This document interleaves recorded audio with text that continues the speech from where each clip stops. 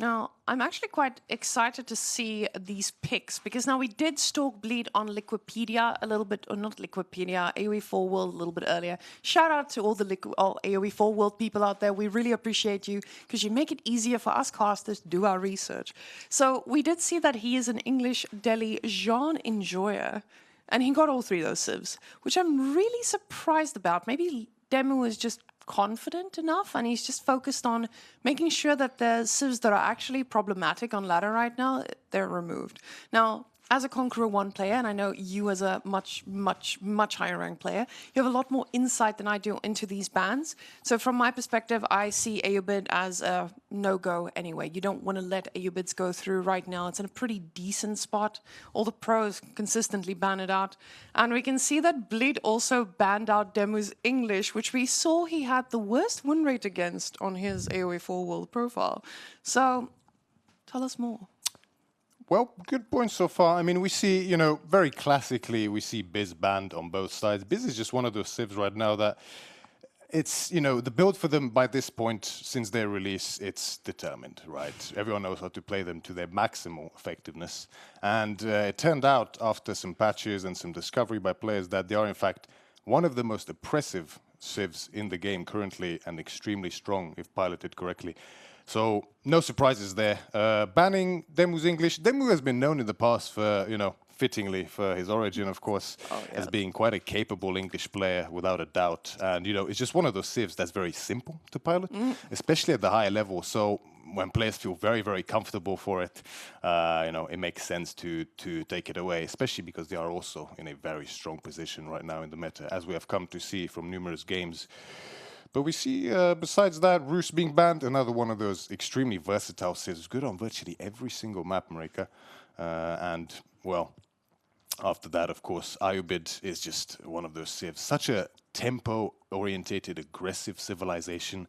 They can have some incredibly powerful timings that we have seen time and time again in previous tournaments and games so far today. And, you know, seeing them banned is no surprise either. Just very, very difficult to play against.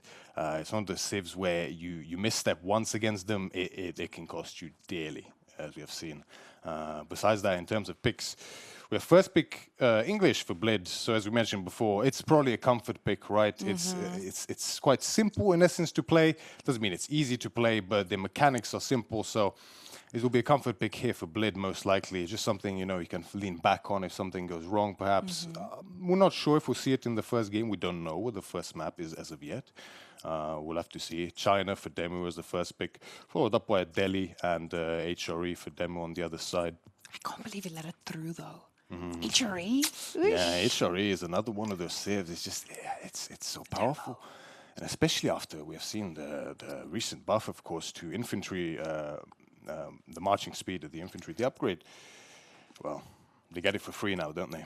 Is it going to be enough of a nerf to make sure that it's only 5% with the next patch coming out? No.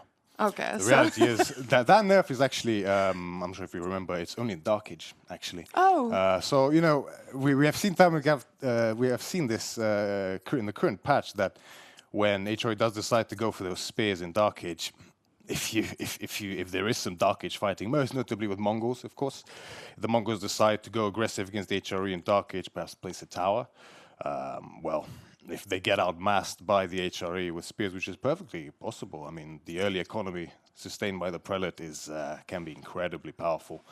Well, they can get overwhelmed quite quickly by those HRE spears due to the speed, so that won't be as prevalent next patch as it is now.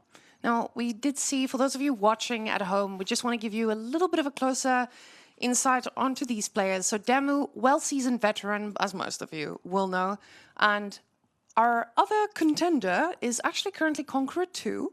So he's not Conqueror 3 at the moment, but I believe he has touched the ranks of Conqueror 3 a few times. But we have seen some sneaky plays from people who are a little bit lower ranked at some points. Now, that is the one thing about AoE. Even though you are higher ranked, it doesn't mean you're always going to come out ahead. So DeMu needs to not underestimate his opponent for this one. But I believe we're ready to hop right in.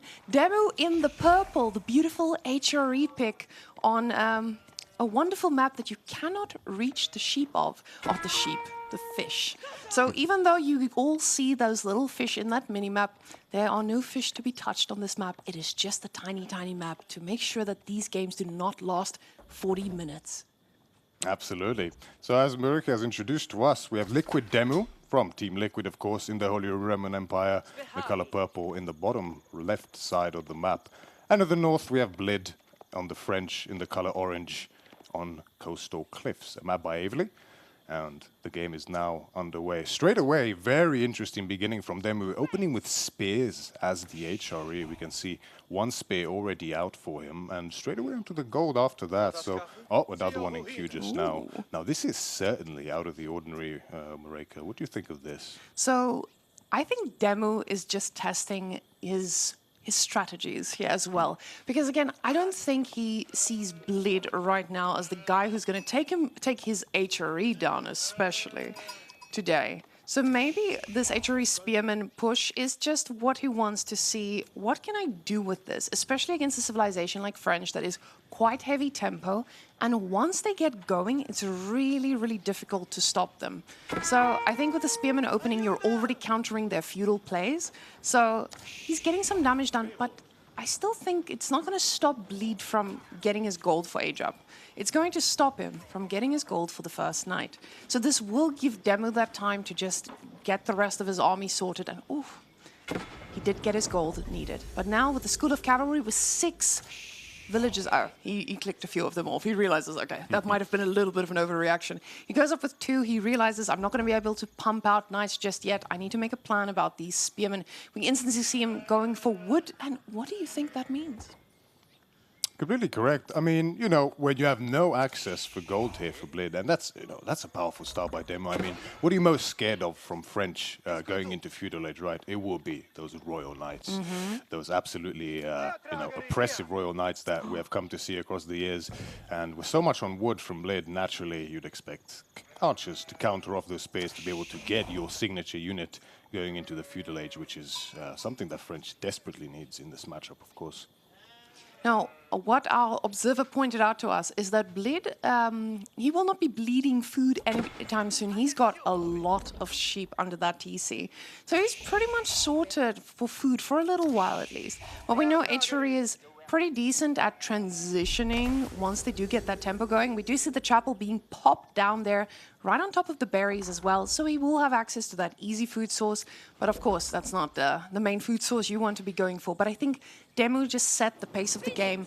Those spearmen are just completely controlling Blid's early game tempo, and it throws you off, especially when you are not the player being the aggressive one.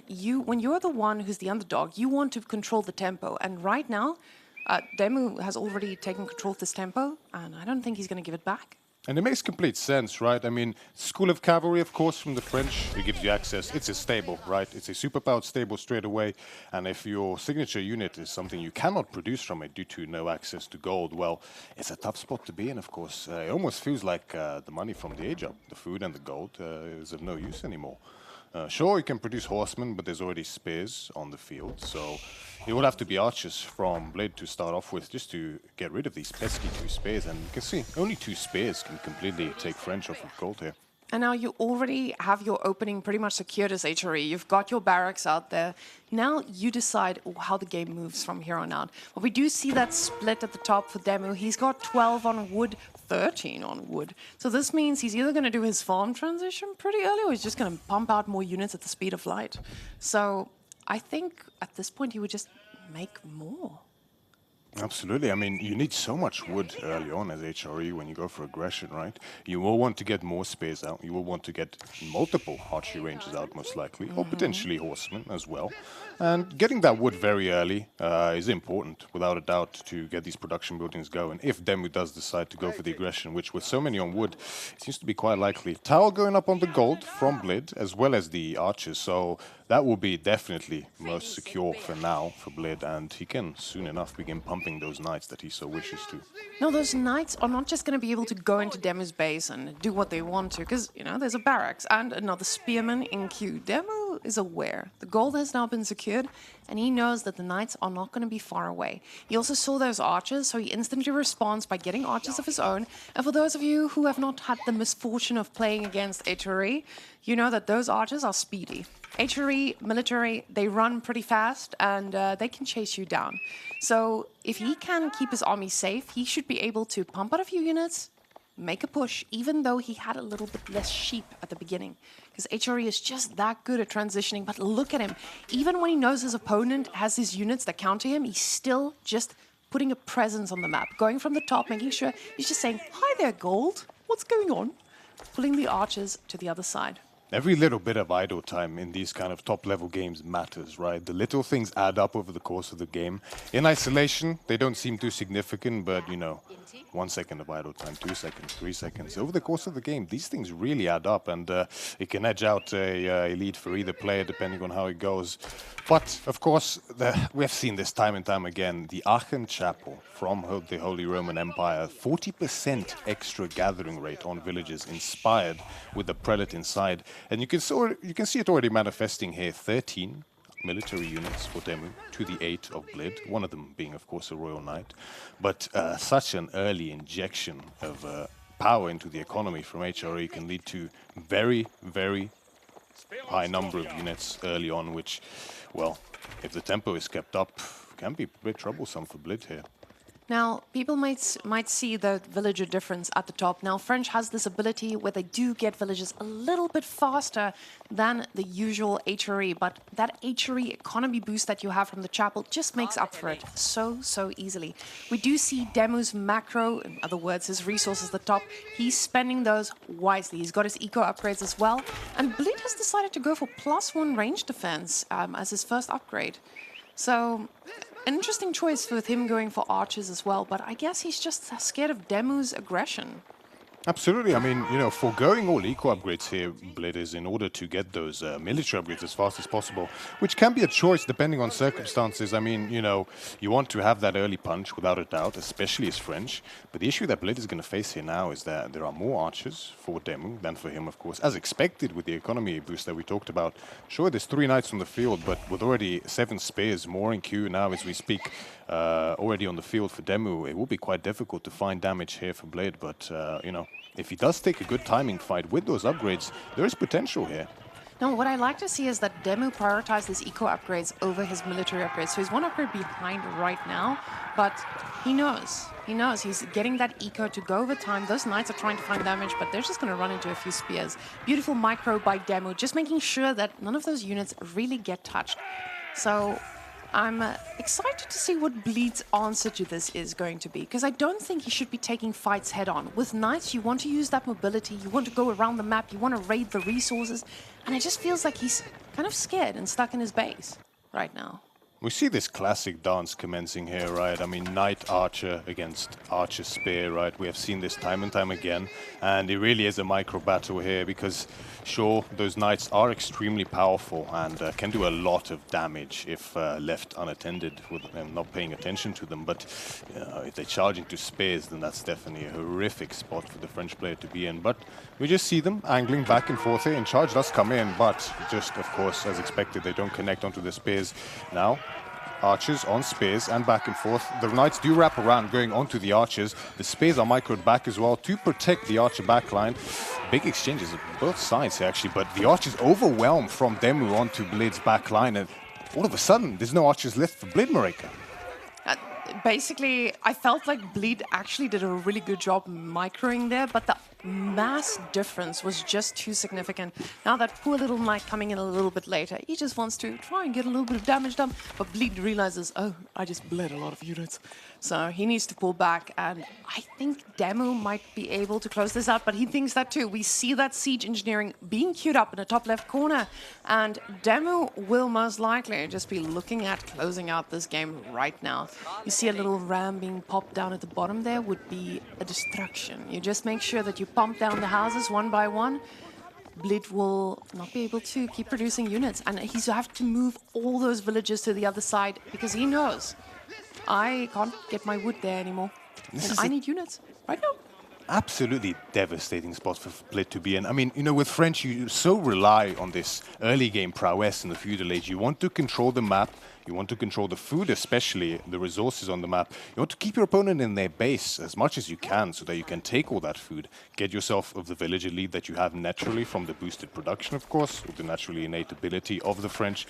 But such a devastating fight for him early on. It's a painful spot to be in. Being idled out on the wood, forced to travel all the way to the other side of his base for that wood line, now on berries, of course, and being so behind in army, it is only looking worse and worse for Blid as DeMu massing more and more units. Siege engineering already in, steeled arrow as well as iron undermesh, and as we see the ram being dropped now, there's only one direction that this is heading for DeMu, and that is straight towards Blid's base. Now, what we also need to note is the fact that those pocket resources are about to expire for Blid. He's about to tap out those barriers at the back. Things are going to get a little bit difficult for him pretty soon, because right now he's making a few units as he can afford them. But this is a ticking time bomb, while DeMu has completely transitioned to farms at the back, and I feel like Blid knows the tale has been told. The ram has entered the base. The knights at the back, they just cannot reach this army, and with that mass, he just taps out, says, let's try again a little bit later. Quick and decisive game here to start the day, as we can see. I mean, it's just how it goes at this level, right? One bad fight so early in the game on such a short map, such a tight map, very tempo-oriented civs that play both here. I mean, of course, HRE getting that timing with so many units early on in this matchup. And, I mean, it all started from the very beginning, didn't it? When those spears came out, not only is the age up delayed slightly for Blid, of course, but the knights are delayed, which is the main thing here, of course. And if you don't have those knights early on to control the direction of the game from French, really, it only gets worse and worse from there if you can't find some damage to get yourself back in. Back in and do some damage to those poor little villagers that are just farming away without any harassment. But guys, look at these beautiful graphs that I know Cascade and Cal cooked up for us to just show us a wonderful overview of exactly what happened this game.